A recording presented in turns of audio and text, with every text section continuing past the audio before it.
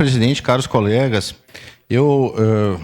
fora o debate acalorado aí de outras questões, eu estou me atendo à questão do financiamento e me surgiu uma nova dúvida, né, e a minha declaração de voto será não, porque eu tenho um documento aqui onde apresenta 3 opções de financiamento, da Caixa Federal, do Banco do Brasil e do BRDE.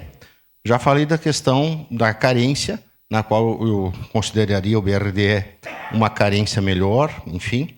Mas tem uma questão chamada TAC. Os bancos cobram TAC, taxa de abertura de crédito, TOA, taxa de operações ativa, IOC, imposto de operação de crédito. Enfim, são tarifas para a liberação da operação. Aqui numa planilha que eu recebi agora do demonstrativo do financiamento, está apropriado o custo de contratação 400 mil. Mas, aqui, no projeto, fala em 2%. 2% de 40 milhões dá 800 mil. Então, não está fechando aqui uma planilha com a proposta. Tá? Se bem que eu já estou com 3 planilhas aqui para tentar entender a operação. Então, a minha dúvida ficou nessa, né? Porque 400 mil para 800 mil dá uma bela diferença.